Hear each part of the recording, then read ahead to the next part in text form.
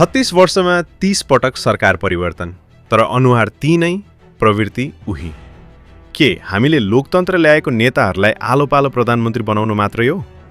काङ्ग्रेस, एमाले, माओवादी यी दलले पालै पालो सत्ताको स्वाद चाखे, तर एउटा सर्वसाधारणको जीवनमा के फेरियो?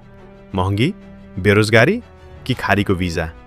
अब 31औं पटक पनि त्यही पुरानो फिल्म हेर्ने धैर्यता जनतामा छैन। अहिले धेरैले भन्छन् अब एक पटक रवि लामिछाने वा बालेन शाह जस्ता युवाहरूको बहुमतको सरकार हेरौँ।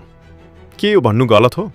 कि आफ्नो देशको भविष्य नयाँ र भिजन भएका मान्छेको हातमा सुम्पन खोज्नु अपराध हो?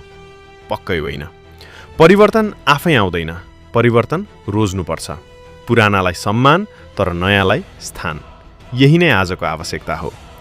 30 पटकको प्रयोग असफल भइसक्यो। अब एक पटक युवा जोश र भिजनलाई अवसर दिने बेला आएको छ। तपाईलाई के लाग्छ? के अब रवि, बालेन र रासोपा शक्तिलाई पूर्ण बहुमत दिएर देशको साँचो सुम्पनुपर्छ? आफ्नो विचार कमेन्टमा लेख्नुहोला।